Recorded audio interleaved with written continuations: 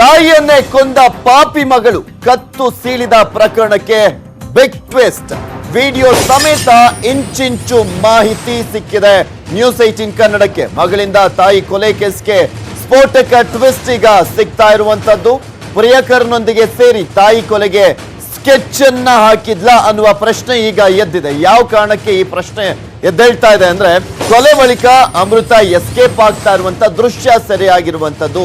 ಈಕೆ ಒಬ್ಳು ಕೊಲೆ ಮಾಡಿಬಿಟ್ಟು ತನ್ನ ತಮ್ಮನಿಗೂ ಕೂಡ ಕೊಲೆಗೆ ಯತ್ನವನ್ನ ಮಾಡಿಬಿಟ್ಟು ಪರಾರಿ ಆಗ್ತಾ ಇರುವಂತ ಸಂದರ್ಭದಲ್ಲಿ ಈಕೆಗೆ ಆತ ಪ್ರಿಯಕರ ಸಾಥ್ ಕೊಟ್ಟ ಅನ್ನುವ ಪ್ರಶ್ನೆ ಕಾಡ್ತಾ ಇರುವಂತದ್ದು. ಎಸ್ಕೇಪ್ ಆಗ್ತಾ ಇರುವಂತ ದೃಶ್ಯ ನ್ಯೂಸ್ 18 ಕನ್ನಡಕ್ಕೆ ಲಭ್ಯವಾಗಿದೆ. ನಿಮ್ಗೂ ಕೂಡ ತೋರಿಸ್ತಾ ಇದ್ವಿ ಆ ಒಂದು ದೃಶ್ಯಾವಳಿಯನ್ನ. ಆಕೆ ಕೊಲೆ ಮಾಡಿ ಬೆಳಗ್ಗೆ ಕೊಲೆಯನ್ನ ಮಾಡಿ ಎಸ್ಕೇಪ್ ಆಗಿದ್ದಾಳೆ. ಅಲ್ಲೊಬ್ಬ ಪಲ್ಸರ್ ಬೈಕ್ ನಲ್ಲಿ ವೆಯ್ಟ್ ಮಾಡ್ತಾ ಇದ್ದ, ಆಕೆ ಬರೋದನ್ನೇ ಕಾಯ್ತಾ ಇದ್ದ. ಆಕೆ ಹೋಗ್ತಿದ್ದ ಹಾಗೆ ಇವರಿಬ್ರು ಮೋಸ್ಟ್ಲಿ ಪ್ಲಾನ್ ಅನ್ನ ಮಾಡ್ಕೊಂಡಿದ್ರು ಅಂತ ಕಾಣಿಸುತ್ತೆ. ನಾನು ಕೊಲೆ ಮಾಡಿ ಬರ್ತೀನಿ, ಆಗ ಪರಾರಿ ಆಗೋಣ, ಎಸ್ಕೇಪ್ ಆಗೋಣ ಅಂತ ರೆಡಿ ಆಗಿದ್ರು ಅನ್ಸುತ್ತೆ.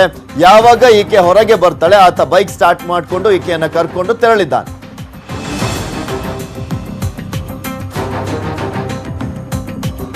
ಇನ್ನು ಈ ಒಂದು ಘಟನೆ ನಡೀತಲ್ಲ, ಆ ಒಂದು ಸ್ಥಳದಿಂದ ನಮ್ಮ ಪ್ರತಿನಿಧಿ ಮಂಜು ಆರ್ಯ ವಾಕ್ಥ್ರೂವನ್ನ ಮಾಡಿದ್ದಾರೆ, ನೋಡೋಣ.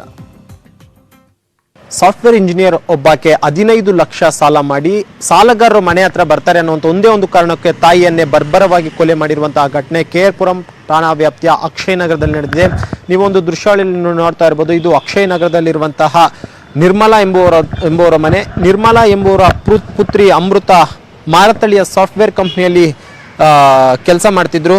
ಜೊತೆಗೆ ಅವರು ಕಂಪನಿ ಕಡೆ 15 ಲಕ್ಷ ಸಾಲವನ್ನು ಕೂಡ ಮಾಡಿದ್ರು ಅವರ ಒಂದು ಪರಿಚಯ ಇದ್ದಂತಹ ಬಳಿಯಲ್ಲಿ. ಇನ್ನು ಸಾಲಗಾರರು ಕೂಡ ಅಷ್ಟೇ ಇತ್ತೀಚಿನ ದಿನಗಳಲ್ಲಿ ಪ್ರತಿನಿತ್ಯವೂ ಕೂಡ ಅಷ್ಟೇ ಅಮೃತಗೆ ಕರೆ ಮಾಡಿ ಮನೆ ಹತ್ರ ಬರ್ತೀವಿ, ಸಾಲವನ್ನು ವಾಪಸ್ ಕೊಡಲಿಲ್ಲ ಅಂದ್ರೆ ಅಂತ ಬೆದರಿಕೆಯನ್ನು ಕೂಡ ಹಾಕ್ತಿದ್ರು. ಎಲ್ಲೋ ಒಂದು ರೀತಿ 15 ಲಕ್ಷ ಅಮೃತ ಯಾಕೆ ಸಾಲ ಮಾಡಿದ್ಲು ಅನ್ನೋದು ಇದುವರೆಗೂ ಕೂಡ ಅಷ್ಟೇ ಗೌಪ್ಯವಾಗಿ ಉಳಿದಿದೆ. 2 ದಿನಗಳ ಹಿಂದೆ 15 ಲಕ್ಷ ಹಣ ಕೊಡ್ಲಿಲ್ಲ ಅಂದ್ರೆ ಮನೆ ಬಳಿ ಬರ್ತೀವಿ ಅಂತ ಸಾಲಗಾರರು ಹೇಳಿದಂತ ಹಿನ್ನೆಲೆಯಲ್ಲಿ ಇದೇ ಒಂದು ಮನೆಗೆ ಬಂದಂತಹ ಅಮೃತ ನಾಳೆ ಬೆಳಿಗ್ಗೆ ಎಲ್ಲರೂ ಕೂಡ ಅಷ್ಟೇ ಹೈದರಾಬಾದ್ಗೆ ಹೋಗೋಣ, ಟಿಕೆಟ್ ಬುಕ್ ಮಾಡಿದ್ದೀನಿ ಅಂತಲೂ ಕೂಡ ಹೇಳ್ತಾಳೆ. ಜೊತೆಗೆ ಹೈದರಾಬಾದ್ಗೆ ಹೋಗೋಣ ಅಂತ ಹೇಳಿದಂತಹ ಬಳಿಕ ತಾಯಿ ಮತ್ತು ತಮ್ಮ ಹರೀಶ್ ಇಬ್ಬರು ಕೂಡ ಅಷ್ಟೇ ಮನೆಯಲ್ಲಿ ಮಲಗ್ತಾರೆ. ಮಲಗಿದೆ ಆದಂತಹ ಬಳಿಕ ರಾತ್ರಿ ಸುಮಾರು 1 ಗಂಟೆಯ ವೇಳೆಗೆ ಅಮೃತ ಮನೆಯಲ್ಲಿದ್ದಂತಹ ಚಾಕುವನ್ನು ತೆಗೆದುಕೊಂಡು ತನ್ನ ತಾಯಿ ನಿರ್ಮಲನ ಏನೋ ಮನೆ ಕಾಣ್ತಿದ್ದ ಲಾಕ್ ಮಾಡಿರುವಂತಹ ಒಂದು ಮನೆ, ಆ ಒಂದು ಮನೆಯ ಒಳಗೆ ಬರ್ಬರವಾಗಿ ಚಾಕುವಿನಿಂದ ಹಿರಿದು ಕೊಲೆಯನ್ನು ಮಾಡ್ತಾರೆ.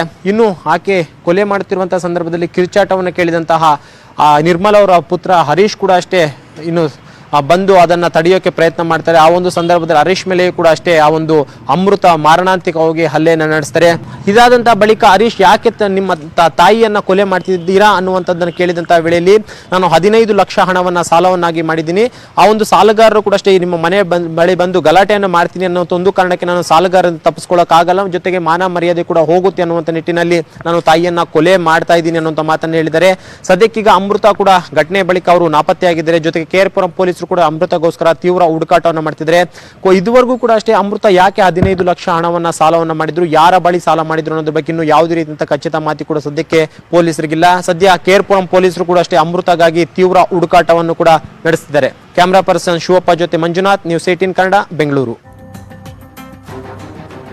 ಮೃತ ನಿರ್ಮಲಾ ಅವರ ಅಣ್ಣ ಕೂಡ ಮಾತನಾಡಿದ್ದಾರೆ, ಪ್ರತಿಕ್ರಿಯೆಯನ್ನು ಕೊಟ್ಟಿದ್ದಾರೆ. ಅವ್ರೇನ್ ಮಾತನಾಡಿದ್ದಾರೆ ನೋಡೋಣ. 33-34 ವರ್ಷ ಆಯ್ತು ಅವರು ಇಲ್ಲಿ ಬೆಂಗಳೂರಲ್ಲಿ ಇರಕತ್ತಿ. ಲಿಂಗರಾಜಪುರದಲ್ಲಿದ್ದರು, ಅಲ್ಲಿಂದ ಇಲ್ಲಿದ್ದಾರೆ. 33-34 ವರ್ಷ ಮದುವೆ ಮಾಡಿಕೊಟ್ಟು ಅವ್ರಿಗೆ. ಮಗಳು ವಿಚಾರ ಎಲ್ಲ ಮುಚ್ಚಿಟ್ಬಿಟ್ರು ಅವರು, ಯಾವುದು ಗೊತ್ತಾಗಿಲ್ಲ ನಮಗೆ. ನಾವು ನಮ್ಮ ತಂಗಿ ಕಳ್ಕೊಳ್ಳೋಕೆ ಇಷ್ಟ ಇಲ್ಲ. ಯಾವುದೇ ಆಸ್ತಿ ಗಳಿಸ್ತಾ ಇದ್ರೂ ನಾವು ರಿಲೇಷನ್ಶಿಪ್ ಇರಬೇಕು, ಅಣ್ಣ ತಂಗಿ ಎಲ್ಲರೂ. ನನಗೆ 5:15 ಫೋನ್ ಮಾಡಿದಾಗ ನಾನು ಡ್ಯೂಟಿನಲ್ಲಿದ್ದೆ. ಸಡನ್ನಾಗಿ ಹೋಗಿ ನಮ್ಮ ಮೇಲಾಧಿಕಾರಿಗಳಿಗೆ ಹೇಳ್ಕೊಂಡು ಪರ್ಮಿಷನ್ ತಗೊಂಡು ನಾನು ಊರು ಬಂದೆ. ಅವ್ರು ಯಾರಿಗೂ ಶೇರ್ ಮಾಡಿಲ್ಲ, ಅವರೆಲ್ಲ ಮುಚ್ಚಿಟ್ಟಿದ್ದಾರೆ, ಎಲ್ಲ ಮುಚ್ಚಿಟ್ಟಿದ್ದಾರೆ. ಅವನ ತಮ್ಮನ ಹೆಸರಲ್ಲೇ ಸಾಲ ಮಾಡಿರೋದು, ಅವಳ ಹೆಸರಲ್ಲಿ ಸಾಲ ಮಾಡಿಲ್ಲ. ಮಲಗಿದ್ರು, ಬೆಳಿಗ್ಗೆನೇ ಹೈದರಾಬಾದ್ ಹೋಗ್ಬೇಕನ್ನೋ ಮಾತು ಹೇಳಿದ್ರು. ಒಂದು ವಾರದಿಂದ ನಮ್ಮ ತಂಗಿ ದಾವಣಗೆರೆ ಬಂದಿದ್ರು, ಇರಮ್ಮ ಇನ್ನೊಂದು ವಾರ ಇರುವಂದು. ಇಲ್ಲ, ಹಂಗೆ ಹೈದರಾಬಾದ್ಗೆ ಹೋಗ್ತಾರೆ ಅವಳು ಕೆಲಸ ವಿಚಾರವಾಗಿ, ಮತ್ತು ನಾವು ಎಲ್ಲ ಹೋಗ್ಬೇಕಾಗ್ತತಿ ಅಂತಂದೆ ಅಂದ್ರೆ, ಹಂಗಾಗಿ ನಾನು ಸುಮ್ಮನೆ ಇದ್ದೆ. ನಾನು